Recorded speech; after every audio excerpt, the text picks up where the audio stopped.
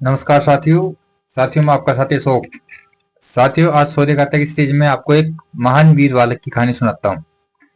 एक महान 15 साल का बालक, जो एक छोटा बालक ही है, उसकी एक कहानी सुनाता हूँ जो आपको सुनकर बहुत अच्छा लगेगा। आपके रोंगटे खड़े हो जाएंगे। आपको पता होना चाहिए कि 15 साल की उम्र में भी एक बालक क्या कर सकता है, जो आज के नौजवान भी नहीं कर सकते, वो एक 15 साल के बालक ने किया था। आज उसी 15 साल के वीरवर की कहानी सुनाता हूँ, जिनका नाम था श्री पृथ्वी सिंह जी राठौड़ जी। तो आज की कहानी, आज की सूर्य गाथा में आज की कहानी पृथ्वी सिंह जी राठौड़ के बारे में है। साथियों कहानी कुछ इस प्रकार है। कहानी नहीं है कि सच्ची घटना है, सच्ची घटना ये बताता हूँ आपको। कहानी इस प्रकार है कि एक बार औरंगजेब, जो मुगल सेनापति था औरंगजेब, वो अपने दरबार में बैठा था और उसी के दरबार में जसवंत सिंह जी बैठे थे। तो औरंगजेब ने वहीं पे बैठे बैठे बोले कि यार बहुत समय हो गया, शेरों की लड़ाई नहीं देखी, तो मेरी इच्छा है कि मैं शेरों की लड़ाई देखूं। तो कल मैं मेरा शेर दरबार में लेके आऊंगा और तुम में से कोई भी राजा अपना शेर लेके आओ और उन शेरों को लड़ाएंगे। कल शेरों की लड़ाई देखेंगे। तब कोई राजा ने शेर लाने के लिए नहीं हाथ उठाया। तो अंत में जसवंत सिंह ने हाथ उठाया कि औरंगजेब, मैं कल मेरा शेर लेके आऊंगा और मेरे शेर से तुम्हारे शेर की लड़ाई कराऊंगा, कौन सा शेर जीतता है। औरंगजेब बोला ठीक है, चलो कल शेर लेके आओ। अब औरंगजेब अपने शेर को भूखा प्यासा रखा है, इधर जसवंत सिंह ने भी अपने शेर को भूखा प्यासा रखा। किंतु किसी प्रकार जसवंत सिंह जी का शेर पिंजरा तोड़ के भग गया रात को। दूसरे दिन जैसे दरबार चालू हुआ, तो औरंगजेब अपना सच में ही अपना शेर लेके आ गया और वो भी भूखा शेर लेके दरबार में पहुंच गया। अब सामने जसवंत सिंह बैठे थे, तो औरंगजेब ने बोला कि जसवंत सिंह तुम्हारे शेर का क्या हुआ, कहाँ पे है? तो जसवंत सिंह जी बोले कि मेरा शेर नहीं आ पाया। तो औरंगजेब ने उसको एक चुनौती देते हुए कहा कि जब तुम्हारा शेर आ ही नहीं सकता, तुमने फालतू की क्यों हामी क्यों भरी, कि जब शेर आ ही नहीं सकता था तो हामी क्यों हुई। ऐसा कह के उन्होंने एक तंज कसा जसवंत सिंह जी पे। वहीं पे जसवंत सिंह जी का पुत्र 15 वर्षीय बालक पृथ्वी सिंह जी राठौड़ भी बैठे हुए थे। तो जसवंत सिंह जी ने थोड़ी देर सोच के बोला कि मेरा शेर यही है, अपने बेटे के लिए बोला कि मेरा शेर यही है और यही आपके शेर से लड़ेगा। तो औरंगजेब ने कहा कि ये मजाक की बात नहीं है, मैं एकदम सामान्य बात कर रहा हूँ, मेरा शेर भूखा है और इसी से लड़ना पड़ेगा।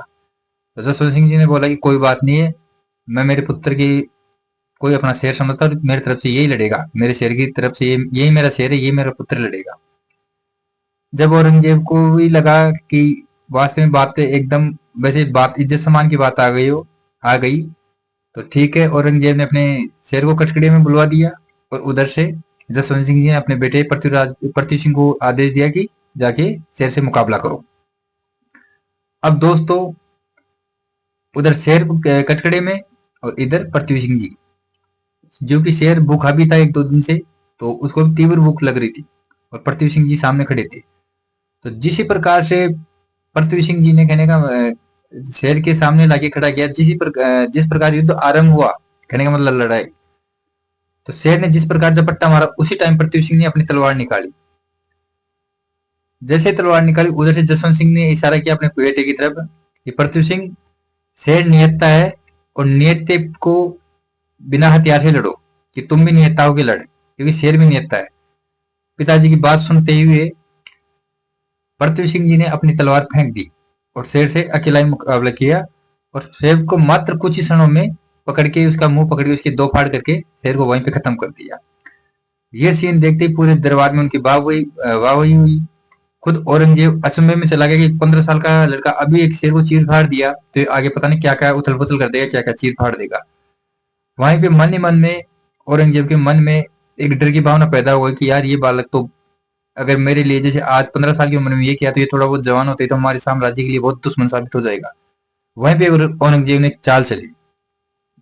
उन्होंने क्या किया, उस टाइम कोई भी विजेता होता तो उसके लिए राजा का जो सबसे महत्वपूर्ण कहने का मतलब पुरस्कार होता वो था, राजा कपड़े देता था अपने।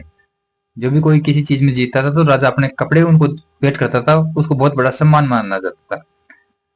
उसी टाइम औरंगजेब ने अपने दरबारी को इशारा किया कि इसने बहुत बढ़िया काम किया, इसको लाके कपड़े दे दीजिए। तो वो कपड़े पृथ्वीराज सिंह को भेंट कर दिए गए। लेकिन औरंगजेब ने चाल ये चली उसमें कि उन कपड़ों की जगह, कपड़ों के अंदर उन्होंने जहर का स्प्रे, जहर छिड़कवा दिया था। तो पहले क्या ऐसे जहर छिड़का देता कि उसको पहनने वाला बीमार होकर मर जाए, और हुआ भी ऐसे ही।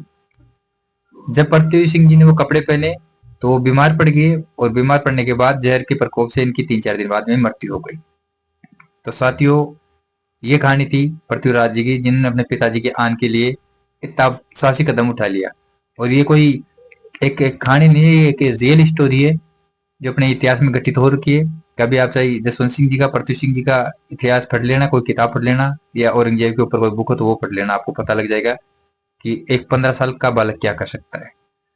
तो साथियों, ये ऐसे सूरवीर अपने हिंदुस्तान भारत की धरती पे ही, राजस्थान में ही पैदा हो सकते हैं। और ये कहानी थी, एक छोटी सी कहानी आपको बताया है पृथ्वी सिंह जी की। जो भी मेरे कोई युवा भाई इस कहानी को देख रहे हैं तो वो अपनी उम्र की कंपैरिजन पृथ्वी सिंह जी से कर लेना। ठीक है साथियों, नमस्कार, जय हिंद, जय भारत, जय भगत सिंह।